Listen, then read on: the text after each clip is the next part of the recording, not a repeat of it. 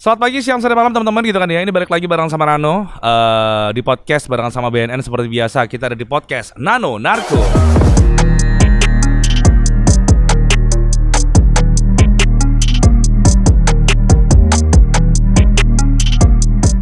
Anak muda say no to narkoba, mantap. Kalau kemarin udah barengan sama bapaknya gitu kan, hari ini kita lagi barengan sama beliau. Ini adalah analis penyuluhan dan layanan informasi BNNP Jawa Timur, betul Pak ya? Betul Mas Andi. Ada Pak Hari Prianto SE atau kita panggil Pak Anto lah. Luar biasa. Apa kabar Pak Anto? Sehat ya Pak Anto? Alhamdulillah. Alhamdulillah, ya rabbil alamin. Wah, ini panas dan barokah ini. Mudah-mudahan amin. Kita sehat. Amin. Tetap semangat. Betul sekali. Menjalankan tugas kita. Tugas, betul itu dia. Bangsa. Tetap sehat gitu kan ya. Jangan sampai yang namanya terlibat sama yang namanya narkoba itu masa depan dah. Betul sekali. Kalau kita bicara narkoba, maka yang kita bicarakan adalah sebuah kehancuran masa depan. Iya. Kehancuran karir, kehancuran daripada semua apa yang diimpikan. Betul itu dia. Betul Mas Ano. Ya. Makanya itu kan gini ya Pak Anto, akhirnya karena bahayanya banyak banget gitu kan. Yang ngomongin tentang narkoba ini kan berarti karena Bapak di analisa penyuluhan dan layanan informasi, dalam hal ini kan berarti ada pencegahan juga ya Pak ya? Betul. Pencegahan juga. Nah Pak, ini kalau misalkan kita ngomongin tentang yang namanya pencegahan Pak, apa sebenarnya tugas utama bidang pencegahan Pak Anto? Baik, Badan Narkotika Nasional Provinsi Jawa Timur itu adalah satu bidang yang diampu, yakni adalah bidang P2M, pencegahan dan pemberdayaan masyarakat. Oke. Nah, perlu kami jelaskan apa yang dimaksud dengan pencegahan dan kenapa dilakukan pencegahan.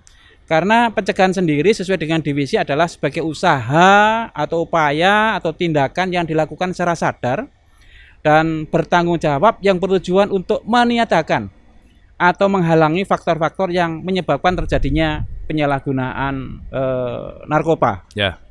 Nah, karena P2M sendiri itu juga ada satu yaitu adalah pemberdayaan.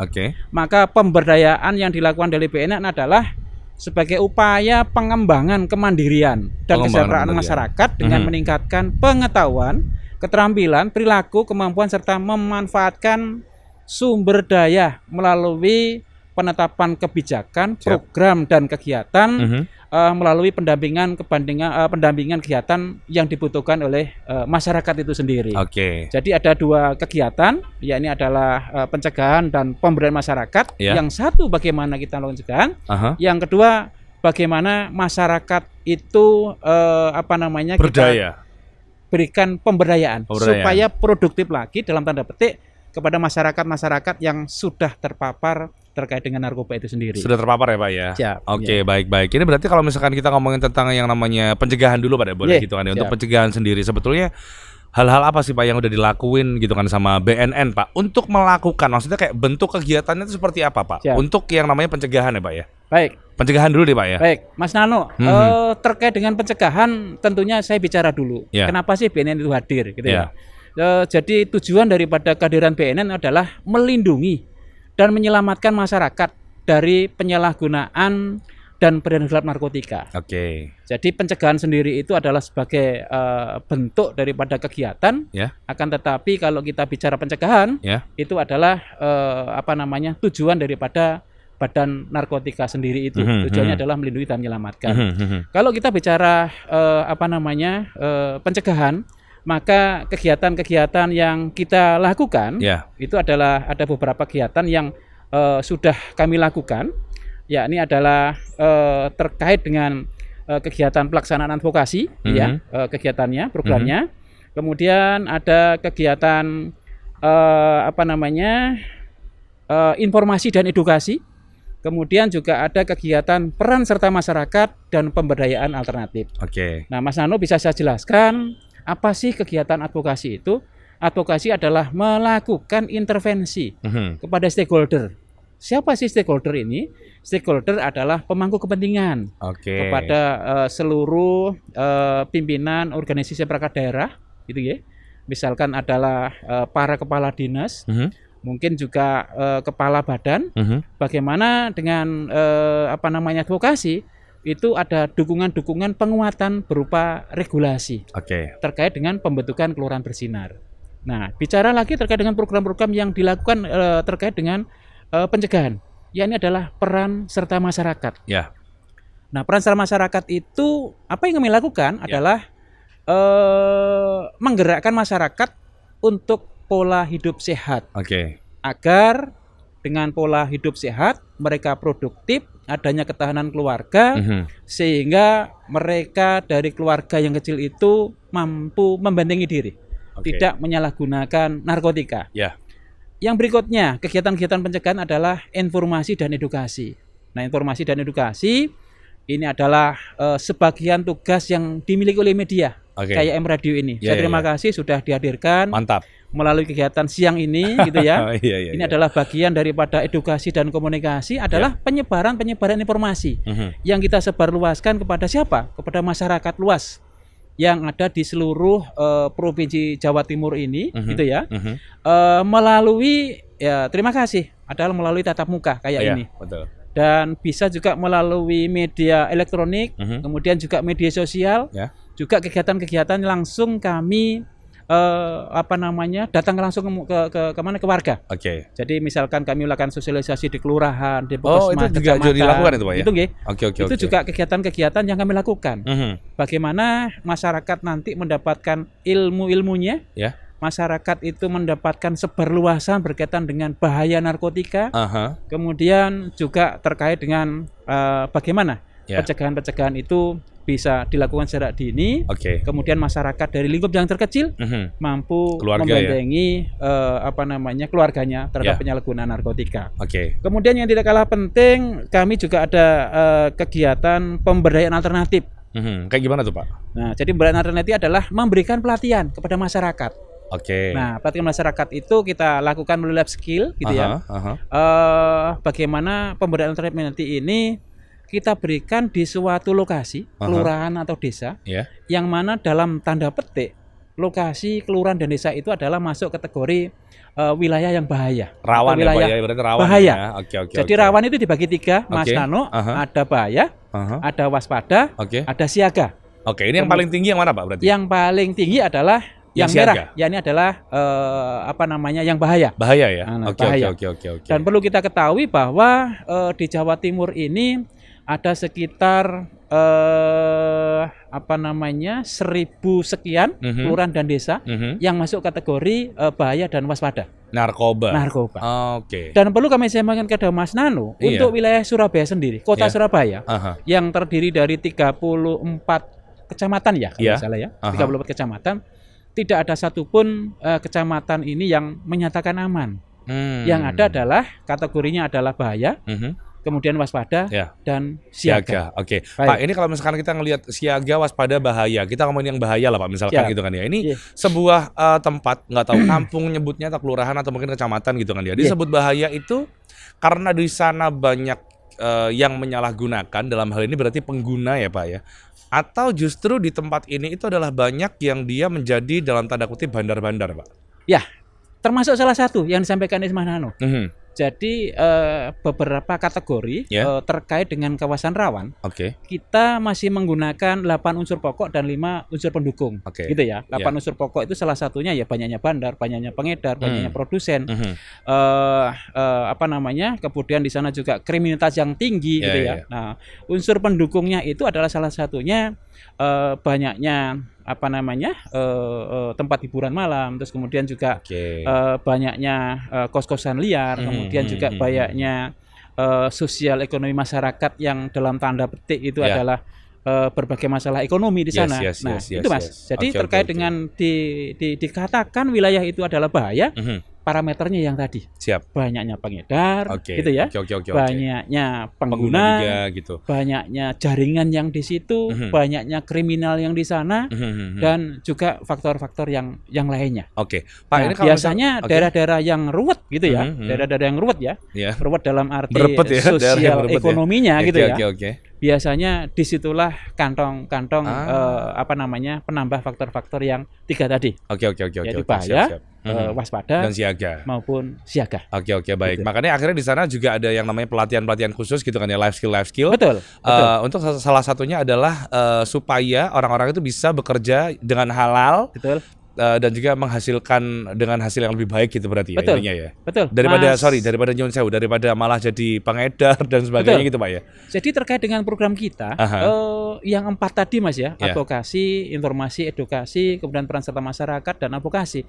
Itu adalah satu kegiatan yang satu sama lain mendukung yang kita tempatkan dalam satu titik. Oke. Gitu ya. Ya. Bagaimana 4 kegiatan tadi itu kita tempatkan dalam satu titik yang berada di kelurahan yang bahaya tadi. Oke. Advokasinya juga kita tempatkan sana. Di sana. Terus kemudian informasi dan edukasi juga kita tempatkan di sana. Terus kemudian juga pemberian alternatif juga kita lakukan di sana. Ya. Sehingga dengan program kegiatan yang terbreakdown dari sebuah kebijakan, itu berada di satu titik. Nah, sehingga bisa kita ukur. Nah, namanya adalah pembentukan kelurahan bersinar. Kelurahan bersinar. Nah, jadi pembentukan kelurahan bersinar itu tujuannya bagaimana di suatu desa itu adanya kegiatan-kegiatan yang terstruktur dan kegiatan P4GN yang masif. Yang dilakukan oleh BNN dan bisa ditindaklanjuti oleh pemerintah daerah melalui pemerintah kelurahan maupun yang ada di desa tersebut. Nah, terus kayak masif apa? Jadi di sana juga terbentuk penggiat, gitu Mas ya. Terus kemudian juga nanti di sana itu ada pencegahan yang secara masif, yang optimal, gitu ya.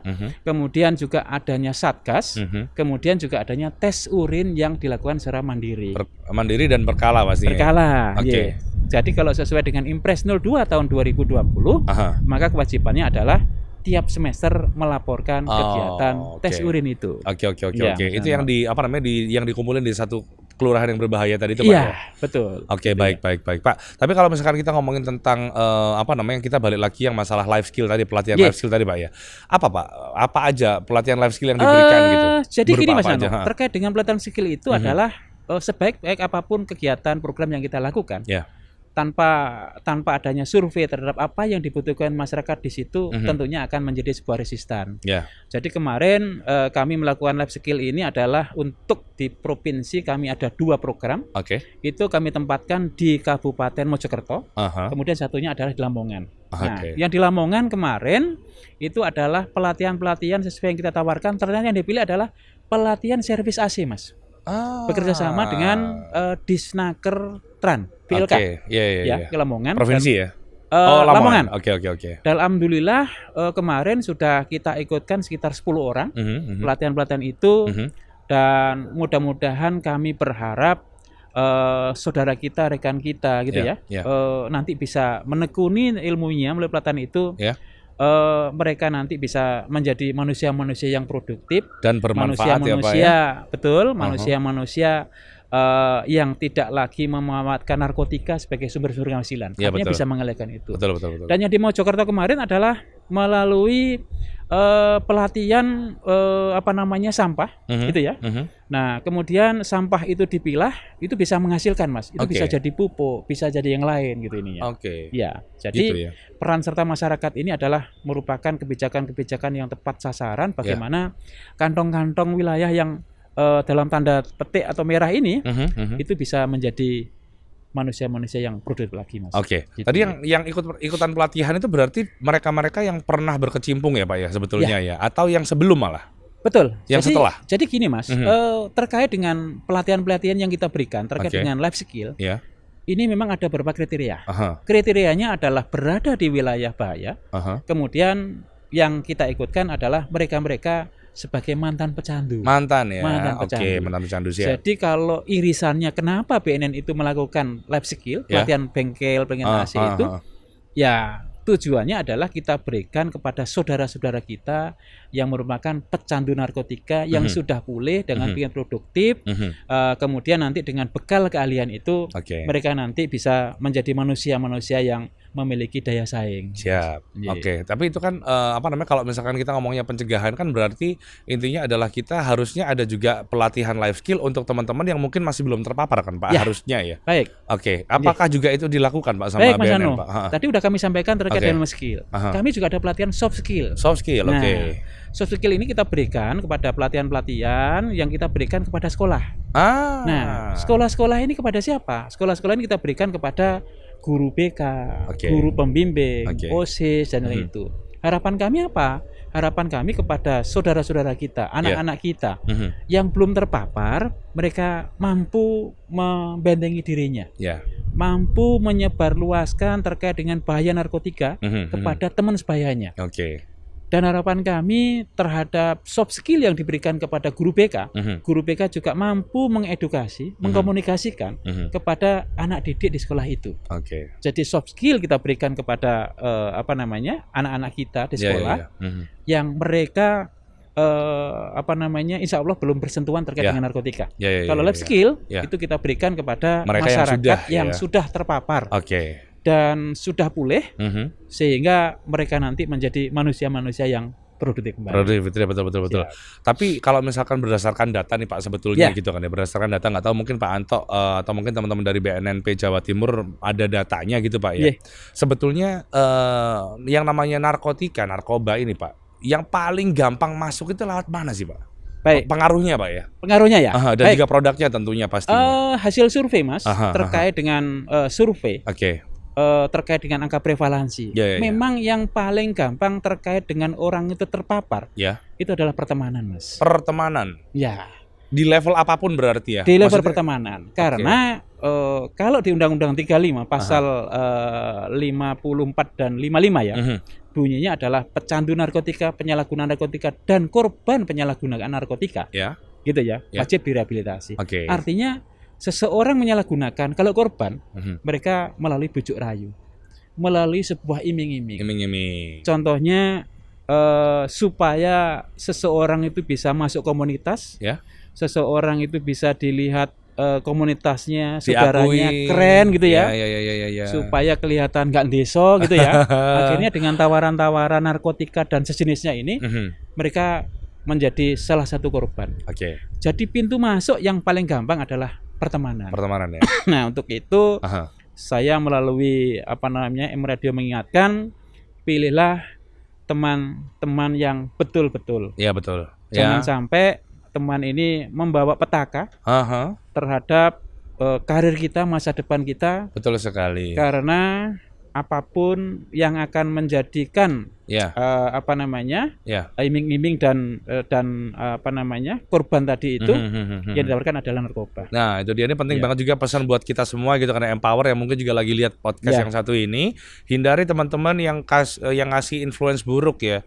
Narkoba dihindari, suka ngutang termasuk dihindari banyak. Kalau bisa suka ngutang dihindari juga dan lain sebagainya. Pokoknya yang merugikan kamu banyak-banyak hindari Empower gitu ya. Memang lewat pertemanan sih, pergaulan lah Pak ya, bisa dibilang ya, lingkungan memang ngefek banget sama yang namanya kayak kita tuh mau jadi seperti apa gitu kan ya, termasuk salah satunya narkoba. Tapi kalau misalkan kita ngomongin trennya sendiri Pak, narkoba nggak tahu selama 2024 ini gitu kan ya, Nano sempat baca, saya tuh sempat baca kalau nggak salah di websitenya Kominfo Juni 2024 kemarin Pak, kalau nggak salah nih Pak ya, itu katanya untuk pengedar itu sebetulnya sudah menurun secara angkanya per Juni 2024 kemarin, tapi ternyata penggunanya itu yang malah cenderung bertambah Pak. Itu pripun itu Pak Anto? Baik, Mas Nano. Tentunya kami juga terkait dengan penyalahguna, tentunya kita juga berdasarkan data. Nah, data yang kami miliki adalah angka prevalensi. Angka prevalensi adalah angka rata-rata penyalahgunaan narkotika dibandingkan dengan jumlah penduduk di situ di suatu daerah dalam 1 tahun.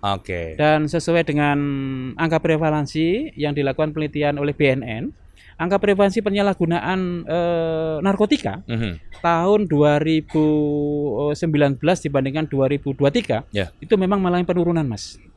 Mengalami penurunan. Nah, menurut survei itu bisa kami cuplek gitu ya, bahwa terkait dengan penyalahgunaan narkotika,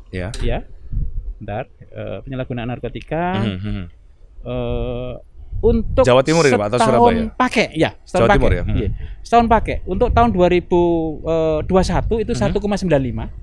2003 alhamdulillah ada penurunan 1,73%. Kalau pernah pakai itu tahun 2021 itu 2,47, tahun 2023 ada 2,2%. Artinya ada penurunan ya, angka ya? Itu gitu ya. Artinya bahwa dibandingkan tahun 2021, 2023 ada penurunan. Akan tetapi perlu kami sampaikan kepada Mas Nano bahwa hasil survei angka prevalensi yang dilakukan oleh BNN dilakukan di tahun ganjil, Mas. Oh siap. Tahun ganjil. Jadi Oke, nanti oke. kami akan mendapatkan hasil survei angka prevalensi itu adalah di tahun 2025. Oke, baik. Gitu Mas. Tahun Gitu depan ya. ya Pak ya berarti Tahun ya? depan. Ya, mudah-mudahan nanti segera kita expose. Yes. Kami mengundang lagi M-Radio ya? M Radio. Iya, gitu betul. ya. Supaya bisa mengkomunikasikan betul, ini juga Pak Anto ya betul, kan? betul, Kayak gitu betul. sih. Karena radio ini kan merupakan mitra kami ya. Betul. Bagaimanapun juga kami butuh media. Sebagai media komunikasi, Ya. edukasi, Betul. informasi. Yes. Dimanapun juga media ini adalah merupakan suatu mitra Betul. yang tidak bisa kita lepaskan. Gitu Karena sebenarnya. memang mau nggak mau itu kan yang namanya masyarakat juga harus tahu kan Pak. Ya, Maksudnya iya, kayak Mas. update-nya kayak gimana dan sebagainya. Iya, Tapi intinya adalah untuk tren ada penurunan sebetulnya Pak ya. Ya, ada penurunan. Ada penurunan ya, alhamdulillah Iya, begitu Mas. ya gitu Betul, ya. Oke, iya. baik. Pak, ini kalau misalkan kita ngomongin oke lah, tren udah ada penurunan. Tapi yang namanya narkoba itu kan kadang-kadang bisa kita bilang itu kayak ada aja Pak ya. Maksudnya kayak nggak tahu jenis baru, varian baru lah dan sebagainya. Ya. Pak, spill dong Pak Anto. Mungkin ada info apa gitu. Ada nggak jenis narkoba baru yang mungkin banyak masyarakat yang juga belum tahu gitu ya. Tapi perlu diwaspadai nih. Ya. Nah, perlu kita ada pola mitigasi juga gitu Ya. kan ya. Ada nggak Pak? Baik, gini Mas Nano, terkait dengan NPS ya. NPS apa itu? Ya Pak? kan, narkoba jenis baru. Oke. Kalau NPS singkatkan New Psychoactive Substances. Oke. Gitu ya. Ya. Perlu kami sampaikan kepada Mas Nano gitu Oke. ya, sesuai dengan data. Kami juga ada data, nanti saya sampaikan kepada Mas Nano. Ya. Memang permasalahan narkotika jenis baru ini adalah suatu permasalahan, Mas. Ya. Perlu kami sampaikan kepada Mas Nano bahwa ancaman pidana itu tidak akan bisa kita berikan kepada seseorang Oke. apabila sanksi pidananya nggak jelas, gitu ya. Sama Mas, kayak permasalahan narkotika ini. Apabila narkotika itu jenis baru Ya. dan narkotika itu belum dimasukkan di undang-undang Ya. atau belum dimasukkan di undang-undang kesehatan, maka siapapun penggunanya, siapapun yang membawa, siapapun bisa barang dipidana tuh buktinya berarti? tidak bisa dipidana. Oke. Nah, itu yang menjadi masalah, gitu ya. Ya. Nah, terkait dengan NPS, kami sampaikan kepada Mas Nano, NPS di Indonesia, gitu ya. NPS yang beredar di dunia, Ya. itu ada sekitar 1.150, Mas. Sekarang ini Pak. Ya. Nah, Banyak perlu kami banget, Pak. sampaikan di Indonesia, Iya. di Indonesia itu ada 91 NPS. Bayu. New Psychoactive Substances yang di Indonesia. Ya, ini bukan new palapa, bukan Nah, ini bukan new new palapa. Bukan new Iya, palapa, iya, ini new new. palapa. Mengerikan Pak ya. Sampai ada 90-an di Indonesia. 91 yang 91. sudah diatur di undang-undang, ya kan? Undang narkotika maupun undang-undang kesehatan. Itu baru 85, Mas. Kurang 6. Berarti masih ada 6 Iya. narkotika jenis baru yang belum Masuk di diatur, undang-undang. Oke. gitu ya. Nah, mungkin nanti bisa dipublikasikan oleh Mas Nano ya, Siap, oke. melalui M-Radio ya? M-Radio gitu ya. Aha. 6 NPS ini adalah salah satunya adalah ketamin, gitu ya. Ketamin ya. Ketamin, ya. Oke. Jadi ininya. Terus kemudian ada alpha prominapotamin gitu ya. Dan selanjutnya nanti saya kirim datanya Mas. Oke, gitu baik, ya, siap, terkait siap. dengan jenis-jenis baru yang Baik, Pak, boleh. belum diatur di undang-undang. Nanti gitu ya. siapa tahu bisa kita pakai buat ILM juga ya Betul, Pak ya. Maksudnya betul, buat public betul. service announcement juga Betul. gitu kan ya, bahwa ternyata ada psikotropika baru di luar sana. Di Indonesia ada 91. Betul. Yang masuk undang-undang baru 85. Betul. Yang perlu kita sampaikan supaya bisa dihindari juga, diwaspadai sama Betul. Empower yang lagi nonton ya Pak ya. Betul. Oke. Kami juga mengingatkan Mas, artinya bagaimanapun kegiatan yang kita lakukan, artinya ada dukungan tanpa ada dukungan politis gitu Oke, ya. ya. Artinya dukungan regulasi tanpa undang-undang, Betul. maka apa yang kita lakukan juga nanti akan sia-sia. Oke. Karena terkait dengan NPS, Ya. ini sama saja kayak dokter sama virus, Mas. Pripon itu Pak. Gitu berarti? ya. Ya. Dokternya sendiri itu juga berevolusi bagaimana bisa mendeteksi terhadap virus untuk bisa Siap. diobati. Oke. Akan tetapi virusnya juga berevolusi. Ya. Gitu ya. Ah. Artinya antara kemampuan Betul. seorang medis, Dokter. seorang dokter ini juga selalu berkejar-kejaran dengan virus yang selalu Oke. berevolusi gitu. Ya. Sama kayak kasus narkotika. Kasus narkotika, dokternya adalah regulasi undang-undang tadi, gitu ya. Kemudian terkait dengan perkembangan new psychoactive, Ya, itu NPS bagaikan ya. sebuah virus, gitu Ya, ya. Virusnya berkembang, Yes. akan tetapi kemampuan untuk mendeteksi itu belum sampai sana. Ya, betul. Artinya aturan-aturan yang ditetapkan, bagaimana seseorang itu bisa dipidana, Aha. itu ada beberapa Oke. jenis narkotika yang baru belum masuk di Undang-undang. undang-undang itu. Oke. Sehingga barang siapa memiliki, menguasai, yang membawa, menanam dari itu, kalau itu belum masuk undang-undang, maka seseorang itu belum dijerat secara hukum. Oke, baik, siap. Termasuk entah itu penggunanya, entah itu pengedarnya ya Pak Sama. ya, masih belum bisa masih juga belum ya berarti. Bisa, Ya? gitu Oke, baik. Tapi yang pasti intinya adalah kita bareng-bareng masih bisa mencegah ini gitu kan ya, empower untuk semuanya gitu kan bareng sama BNN dan juga masyarakat luas pastinya untuk bisa mewaspadai yang namanya jenis baru dari narkotika itulah. Hati-hati ya Pak, hati-hati ya. Oke, tapi sebetulnya kalau misalkan kita ngomongin tentang aktivitas yang sudah dilakukan sama BNN terkait pencegahan itu kan udah banyak ya Pak. Tadi Bapak sempat ngomong ada pelatihan life skill dan juga soft skill dan lain sebagainya. Pak, nggak tahu indikator apa sih Pak yang dipakai sama BNN gitu kan ya, bahwa yang namanya pesan itu udah tersampaikan dengan baik gitu. Baik, kami ada beberapa indikator Mas ya. Yang dipakai oleh BNN. Oke. Bagaimana terkait dengan pelaksanaan kegiatan-kegiatan itu dianggap itu adalah sebuah keberhasilan. Ada indikator-indikatornya itu. Dan perlu kamu sampaikan kepada Mas Nano, terutama pendengar M-Radio gitu ya, yang ada di Surabaya atau mungkin di wilayah yang lainnya, bahwa strategi yang kami pakai dalam rangka pencegahan adalah strategi pentaholik, Mas. Pentaholik, Pak ya? Ya, pentaholik ya. Bagaimana pencegahan-pencegahan ini melibatkan seluruh stakeholder. Bagaimana nanti akademisi kita libatkan. Iya kan? Bagaimana seorang akademisi ini harapan kami mampu untuk membantu kami terkait dengan survei. Bagaimana akademisi ini bisa menciptakan metode-metode pencegahan yang pas yang dibutuhkan di masyarakat maupun di kalangan mahasiswa. Bagaimana mahasiswa sendiri juga nanti pada saat magang gitu ya di suatu tempat tertentu dengan ilmunya yang ada di kampus itu bisa dikembangkan ke masyarakat terkait dengan pencegahan itu. Itu dari sisi daripada akademisi. Bagaimana Badan Narkotika itu juga melibatkan government, Mas. Gitu ya. Bagaimana government itu harapan dari BNN itu adalah dukungan-dukungan atau penguatan-penguatan dalam bentuk regulasi. Alhamdulillah beberapa regulasi sudah diterbitkan, diturunkan oleh pemerintah provinsi maupun Surabaya maupun pemerintah kabupaten kota yang ada di Jawa Timur. Sebagai bentuk regulasi itu di Jawa Timur sudah ada perda, Mas, peraturan daerah ya, Pak, tentang fasilitasi P4GN.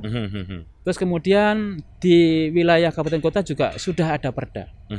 Nah, sebagai bentuk perda itu sebagai tindak lanjut kekosongan implementasi dari peraturan daerah itu diturunkan Perbub atau Pergub. Artinya kegiatan-kegiatan itu bisa dilaksanakan oleh OPD di bawahnya. Itu dari sisi dukungan dari pemerintah ya gitu ya, government itu. Kami juga melibatkan unsur dari bisnis. Gimana tuh, Pak? Nah, unsur bisnis adalah kalangan dari BUMD yang ada di Jawa Timur yang di Surabaya ini. Bagaimana kita libatkan? Melalui CSR yang ada, Mas. CSR. Bagaimana CSR itu bisa mendorong penguatan terhadap program-program kita. Termasuk yang life skill tadi, Mas. Karena life skill tadi itu dengan adanya kekuatan bisnis gitu ya dari kalangan BUMN, bagaimana peluang-peluang usaha terhadap yang diciptakan oleh BNN yang berada di daerah itu nanti bisa dioptimalkan kembali, Mas. Baik brandingnya, baik marketingnya, baik penjualannya maupun dari kemanfaatan yang lainnya itu. Tanpa ada dukungan itu kami sulit, Mas. Gitu betul. Nah, yang berikutnya adalah terkait dengan dukungan community, Mas. Community itu adalah bagaimana nanti dari penggiat, dari relawan dan selanjutnya itu. Dan kami juga sudah membentuk penggiat-penggiat yang ada di wilayah Surabaya yang di Jatim ini, gitu ya, yang berada di Kelurahan Bersinar tadi itu, yang berada di Desa Bersinar itu. Bagaimana nanti terkait dengan penggiat itu merupakan kaki, tangan, dan jari-jari daripada BNN, Mas. Dia yang melakukan itu. Dia berada di garda di depan sebagai pendamping. Mereka mampu untuk menjadi fasilitator, mereka juga mampu untuk menjadi sebuah penyuluh, mereka juga mampu menjadi penjangkau. Penjangkau pada siapa? Merupakan penjangkau bagi korban penyalahgunaan narkotika maupun pengguna. Siap. Ya, kemudian nanti dikoordinasikan, mampu diasesmen oleh teman-teman yang sudah kita latih, namanya IBM, intervensi berbasis masyarakat.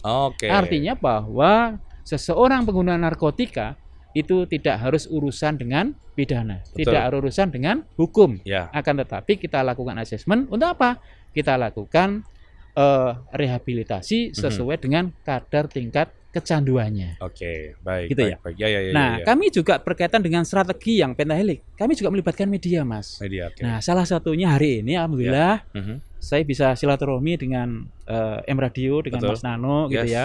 Tadi Bisa- sebelum ini kalau nggak salah dari TVRI juga, Siap, betul ya. gitu ya. Heeh. Bagaimana media ini bisa kita optimalkan? Media ini adalah mitra kita, gitu ya, yang mampu bisa menyebarluaskan, bisa mengkomunikasikan, mengedukasi, dan bisa memberikan informasi Oke. bahwa penyalahgunaan narkotika itu bukan suatu hal-hal yang biasa.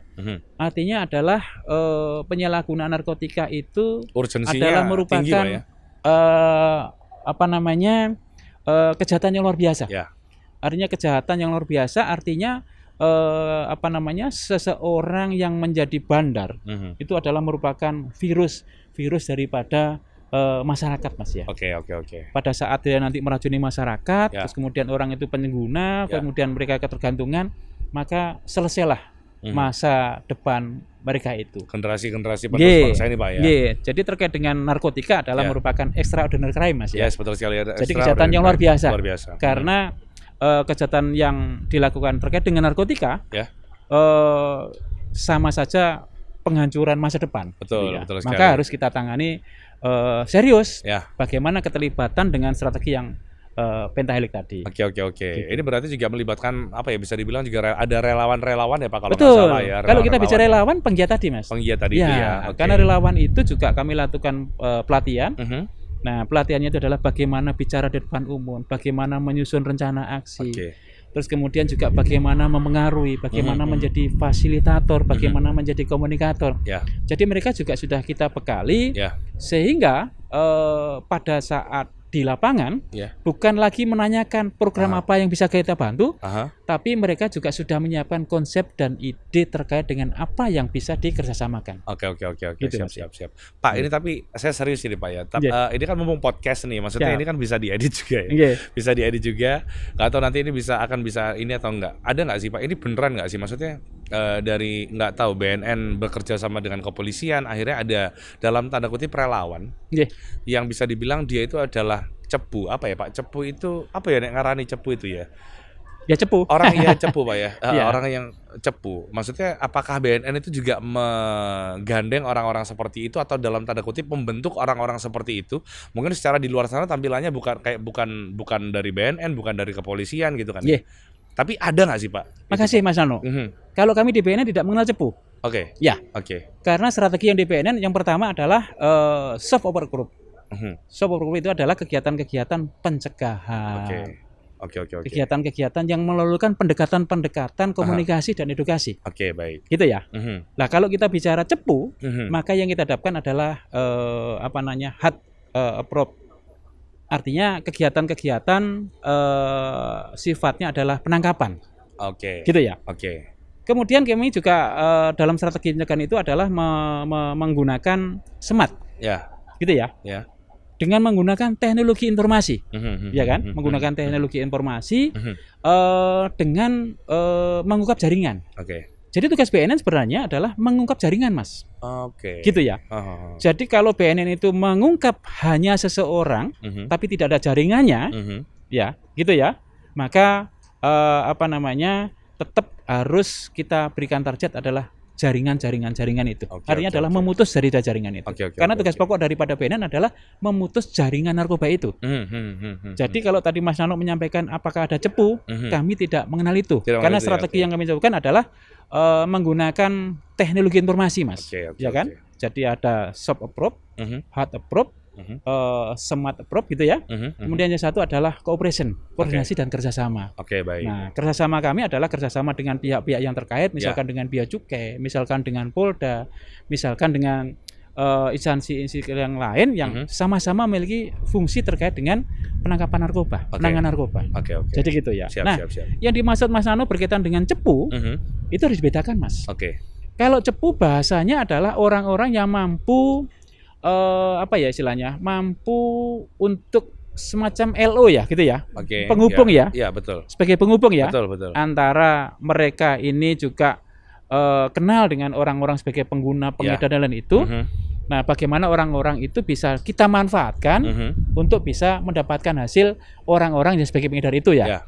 Kalau kami tidak menggunakan cepu, Mas. Oke. Iya. Kami adalah menggunakan teknologi informasi. Oke. Atau dengan mengedepankan strategi pendekatan humanis gitu approach. Pak mungkin ya. Ya. Kayak gitu ya Pak ya. Ya, Oke, baik. Tapi kalau kami terhadap bantar tidak ada humanis, Mas. Oke. Ya. Kami harus melakukan kegiatan yang tegas. Setegas mungkin. Ya, betul tegas. sekali. Tetap menegakkan yang namanya hukum yang ada di Hukumnya Indonesia juga gitu Pak ya. Tapi kalau kami dengan pengguna, ya.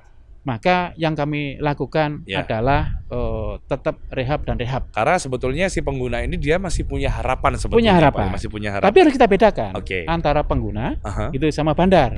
Ya kan itu ya. Kalau pengguna di undang-undang jelas dilakukan rehabilitasi. Kalau sebagai bandar, sebagaimana pasalnya satu-satu, barang siapa memiliki, menggunakan, menanam itu, hukuman sudah tegas di sana. Jadi kita bedakan. Kalau sampai pengguna atau dia korban penyalahguna, maka pasalnya adalah lakukan rehabilitasi medis maupun rehabilitasi sosial. Ya. Oke, baik. Pak, ini kan tadi Pak Anto juga sempat ngomong gitu kan ya, bahwa salah satu pencegahan yang dilakukan itu adalah dengan kolaborasi pastinya dengan beberapa instansi. Termasuk salah satu yang dilakukan kegiatannya itu adalah tes urin, Mbak ya. Tes urin, Oke. Pak, tes urin kalau misalkan kita ngomongin dalam 1 tahun nih ya, dari BNN untuk dari bidang pencegahan sendiri itu berapa kali dilakukan, Pak? Dengan instansi-instansi terkait ya. Terima kasih Mas Nano. Terkait dengan tes urin ini kan juga sebagaimana juga amanah daripada Impres ya. Instruksi Presiden 02 tahun 2020 terkait dengan rencana aksi P4GN. Yang mana Impres 02 itu adalah memberikan amanat kepada 10 kementerian gitu ya. Plus gubernur dan kabupaten dan kota. Kalau nggak salah 10 itu ya. 10 itu ya. Intinya rencana aksi itu bagaimana para menteri, para gubernur, para wali kota se-Indonesia itu adalah merencanakan aksi nasional. Apa saja aksinya? Yang pertama adalah optimalisasi pencegahan melalui sosialisasi. Yang kedua adalah melakukan tes urin secara masif, kemudian juga dilakukan secara mandiri gitu ya, seperti Mas Nanu sampaikan itu. Yang kedua adalah pembentukan satgas yang ada di lingkungan organisasi pemerintah daerah. Terus kemudian selanjutnya adalah adanya regulasi. Regulasi itu apa? Regulasi adalah perda atau peraturan pelaksana. Gitu ya, perda. Nah, perda dan lain itu ada turunnya adalah dari Permendagri 12 tahun 2019. Yang di sana mengamanatkan bahwa seluruh kabupaten dan kota agar menerbitkan perda. Nah, salah satu yang disampaikan Mas Nano, terima kasih sekali Mas. Ini juga bisa disampaikan kepada masyarakat dan mengingatkan kembali kepada instansi pemerintah dan yang lainnya bahwa instansi pemerintah sendiri juga memiliki kewajiban. Ya, ini adalah melaksanakan tes urin yang mana itu. Ini nih. Yang mana tes urin itu dilakukan secara mandiri dan dilakukan setiap 1 semester, artinya setahun 2 kali. Lah, BNN terkait dengan pelaksanaan tes urin yang dilakukan oleh OPD maupun juga pihak akademisi melalui universitas sudah banyak sekali Mas. Bahkan kalau kita akumulasi ya ribuan yang sudah kami lakukan. Ya kan? Itu termasuk kemarin dari Universitas UPN, kemudian juga dari UNESA, kemudian juga dari universitas yang lain. Akan tetapi Mas, saya melalui M Radio, melalui podcast sayangan ini, harapan kami bagaimana mampu menggerakkan kepada pimpinan lembaga atau universitas, kemudian yang lainnya yang sekiranya belum melaksanakan amanah Impres 02 dapatnya memberikan dukungan karena ini adalah sebuah instruksi. Bagaimanapun juga ini harus dilaksanakan. Bagaimana juga ini harus dilaporkan. Saya berharap semua universitas yang ada di Surabaya atau Jawa Timur yang ada di yang mungkin mendengarkan dan monitor kegiatan ini yang melihat gitu ya, itu dapatnya segera merencanakan, betul. dapatnya segera melaksanakan, Ya, dan melaporkan hasil pelaksanaan tes urin. siap. Bagaimanapun juga terkait dengan pelaksanaan tes urin merupakan kegiatan deteksi dini. Oke, iya betul lah, Iya kan? pastilah Pak. Iya, ini kan penting gitu kan. Karena dengan melakukan deteksi dini inilah bisa ketahui Ya, terkait dengan kandungan-kandungan apa, zat-zat apa yang dikonsumsi oleh seseorang itu. oke, siap Gitu ya, ya. Mas, ya. Oke, baik. Jadi kami juga mengucapkan terima kasih kepada lembaga, kepada universitas dan lainnya, Ya. kepada perusahaan-perusahaan yang Ya. sudah melakukan tes urin bekerja sama dengan BNN. kami, gitu ya. Itu adalah sebagai bentuk pencegahan betul. dan dukungan program P4GN, Iya, betul sekali. pencegahan pemberantasan penyalahgunaan narkotika. Itu dia betul Iya. ya. Terima kasih Mas Ono. Iya. Baik, ya ini penting banget ya, sekali lagi pesannya dari Pak Anto adalah instansi-instansi gitu kan yang mungkin masih belum ya, nggak tahu ini mulai dari universitas. Universitas nggak usah takut akreditasi Anda turun kalau ternyata ada pegawai atau mahasiswanya yang positif. Mungkin ada ketakutan di situ mungkin Pak ya. Mungkin makanya akhirnya sungkan mau telepon Pak Anto gitu kan. Pak Anto ini aku takutnya begini begitu. Tapi ayolah kita sama-sama bantu, karena yang lebih parah lagi akreditasi itu mah bisa dicari, bisa dikejar, tapi yang pasti narkoba itu harus berantas dulu. Percuma kalau misalkan ternyata di lembaga pendidikan justru gede, naudzubillah jangan sampai gitu, amit-amit ya Pak ya. Jadi gini Mas Ono, bisa jelaskan. Kasus narkotika itu kan bagian sebuah gunung es ya. Ya. Artinya orang-orang di sekeliling kita yang di sini, siapa sih yang menjamin bahwa lingkungan ini bersih? Betul. Iya. Kan? Iya. Artinya bagaimanapun juga kita semua harus tanggap. Kita semua harus waspada. Karena terkait dengan narkotika, memang di luar kelihatannya landai-landai saja. Betul. Ya, misalkan kayak di kampus gitu ya, kelihatannya landai-landai saja. Tapi kalau nanti sudah kejadian, terus kemudian juga nanti ada ungkap kasus di sana, itulah baru rame-rame bagaimana media nguber di sana gitu ya. Betul. Kemudian viral dari, nanti ya kan? Terus kemudian nanti dari pihak kampus baru kebingungan gitu ya. Kayak kemarin juga salah satu salah satu instansi gitu ya. Tapi nggak usah kami sebutkan namanya gitu ya. Bukan kampus sih Pak ya, bukan kampus ya. Gitu Oke. Itu sendiri juga setelah dilakukan penangkapan gitu ya. Kemudian di suatu saat menelpon kepada kami, perlu melakukan kerjasama gitu ya. Bagaimana nanti ada ikrar, ada tes urin secara masif gitu ya, secara berkala. Bagaimana kegiatan-kegiatan di situ nanti tidak mudah untuk dimasuki para bandar, para pengedar gitu. Iya, betul itu dia. Makanya jangan sampai kejadian dulu, nggak tahu ini, pokoknya apapun lah, mau kampus, mau instansi pemerintahan, swasta juga bisa Pak Anto ya. Bisa ya. Dan bahkan kemarin Mas, saya juga ada beberapa yang diundang oleh pihak swasta yang melakukan tes mandiri gitu ya. Iya, oke. Dan betul, ternyata juga ada positif gitu ya. Nah, positifnya itu juga ngeri Mas. Itu adalah masuk narkotika golongan 1. Golongan 1 berarti tinggi ya Pak? Sabu. Sabu. Dan perlu kami sampaikan Mas, narkotika itu di Undang-Undang 35 dibagi 3, golongan 1, golongan 2 dan golongan 3. Oke, baik. Kalau golongan 1 itu adalah tidak boleh disalahgunakan. Gitu ya. Karena golongan 1 itu dipakai dalam rangka pengembangan ilmu pengetahuan. Yang kedua adalah untuk dunia medis. Ya, dunia medis harusnya kan. Harusnya dipakai dunia medis tapi malah disalahgunakan. Tapi disalahgunakan gitu ya. Betul. Ini ngeri Mas, gitu ya. Oke. Sabu Pak ya. Sabu tuh gini Pak ya berarti ya? Mungkin tidak usah kita perlu sampaikan kepada masyarakat umum bahwa sabu ini adalah merupakan narkotika jenis golongan 1 yang mana dampak daripada penyalahgunaan narkotika itu bisa berbagai macam Mas. Macam-macam parah. Ini kalau seandainya terus make, yang pertama gitu ya. Yang pertama, dia pasti akan menyebabkan kesehatan terganggu, gila. Yang kedua, nanti pasti berhadapan dengan hukum. Yang ketiga, mendekatkan sebuah kematian yang dalam waktu dekat. Betul. Pasti itu dia gitu kan. Dan itu kalau udah sakitnya parah gitu kan ya, biasanya juga lebih cepat ya Pak menghadapnya ke Tuhan Yang Maha Esa Pak ya. Gitu karena kalau seseorang meski penyalahguna narkotika, pecandu narkotika, pasti ada penyakit penyerta di sana. Oke. Mungkin hepatitis lah, mungkin TBC lah. Apapun itu gitu ya, bisa jadi. Karena dengan pola hidup yang tidak baik, itu juga tentunya organ-organ tubuh itu juga akan melemah. Betul. Sesuai dengan zat-zat yang dikonsumsi dari narkotika dan jenis. Benar, itu dia ya. Pak, tapi ini aku udah mau nanya lagi Pak. Nano mau nanya lagi sekali tentang yang namanya tes urin Pak. Dari semua instansi, nggak tahu itu pemerintah, terus habis itu swasta, atau mungkin ke anak-anak SMP, SMA atau kampus Pak ya. ada nggak yang pernah sampai mengejutkan BNN gitu kan? Wah, ternyata nggak nyangka nih, ternyata di instansi ini cukup banyak yang positif gitu. Ya, terkait dengan tes urin yang dilakukan secara mandiri dengan mengundang kami, alhamdulillah untuk instansi pemerintah, kemudian juga kampus gitu ya. Alhamdulillah semuanya aman-aman saja. Artinya pada saat mereka itu dilakukan tes urin, rata-rata untuk jenis narkotika golongan 1, mereka rata-rata negatif. Nah, golongan 1 itu adalah salah satunya adalah yang banyak di Surabaya, itu adalah ganja, ekstasi dan sabu.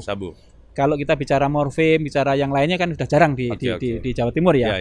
Nah, ada beberapa yang memang positif gitu ya, tapi karena memang yang bersangkutan adalah mengidap penyakit dan mereka sendiri juga ada bukti resep dari dokter.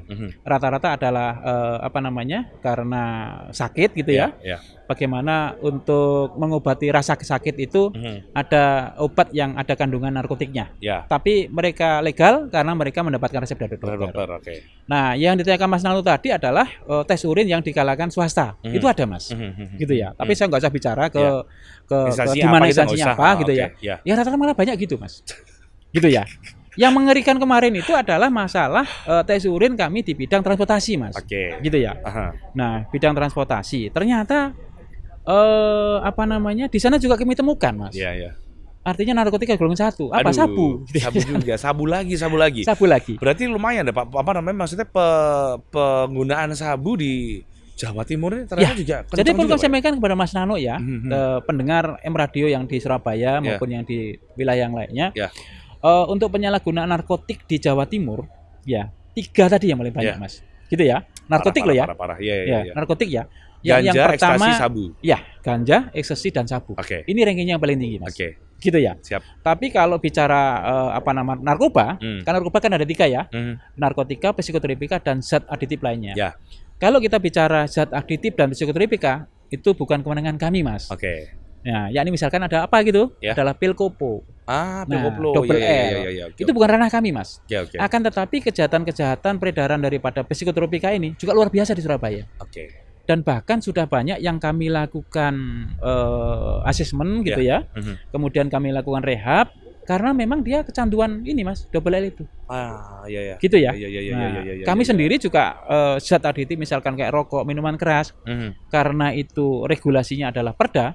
Maka kami juga tidak nyentuh sama Mas gitu ya. Cuman kadang-kadang sebagai bentuk kolaborasi, sinergi dengan pemerintah Kota Surabaya, pemerintah Provinsi Jawa Timur, kami juga sering mengadakan razia yang bersama-sama Mas gitu ya. Saya terima kasih itu ya. Nah, setelah kita bersama-sama terkait dengan narkotiknya nanti serahkan pada kami, terkait dengan perizinan, terus kemudian juga kartu identitas dan itu nanti urusan daripada pemerintah kota melalui Satpol PP dan dinas-dinas perizinan yang lainnya. Siap. Kami terima kasih kepada pemerintah Provinsi Jawa Timur, kemudian juga pemerintah Surabaya yang selama ini sudah kooperatif banget ya Pak. Kolaborasi, sesuai dengan strategi yang dimiliki BNN. Jadi adalah cooperation tadi. Iya betul sekali. Nggak cuma dari pemerintah provinsi, nggak cuma dari pemerintah kota gitu ada BNN, ternyata juga menggandeng masyarakat. Salah satunya itu adalah dengan adanya relawan-relawan tadi Pak ya. Pak, hal simpel apa selain yang namanya adanya relawan-relawan ini Pak ya? Menurut Pak Anto gitu kan, hal simpel apa yang bisa dilakuin masyarakat nih? Yang mungkin di luar relawan untuk bisa ngebantu yang namanya pencegahan penyalahgunaan narkotika. Baik Mas. Sebaik apapun yang kita lakukan, harus ada sebuah landasan. Ada sebuah cantolannya, gitu ya. Cantolan-cantolan yang bisa kami sampaikan kepada masyarakat, gitu ya. Yang mana di Undang-Undang 35 pasal 104 sampai dengan 108 itu mengatur Mas peran serta masyarakat. Nah, sebagaimana pasal 104 masyarakat diberikan kewenangan sepenuhnya. Masyarakat diberikan kewenangan sepenuhnya untuk mendukung pencegahan pemberantasan penyalahgunaan narkotika. Dan pasal berikutnya bahwa masyarakat memiliki hak dan kewenangan, gitu ya. Memiliki kewenangan menginformasikan, mencari informasi, gitu ya. Untuk melaporkan kepada pihak yang berwajib apabila di lingkungannya di sananya itu terjadi transaksi maupun pesta narkotika. Jadi amanah-amanah itu adalah amanah-amanah yang diberikan kepada masyarakat.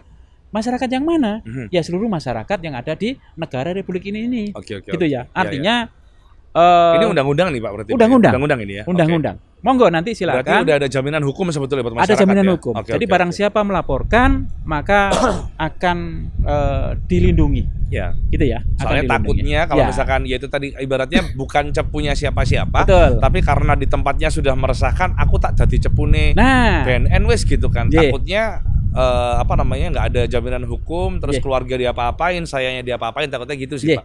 Jadi tapi ada jaminan hukumnya. Kami sampaikan kepada Mas Nano terkait dengan cepu dari kami tidak kenal itu Mas ya.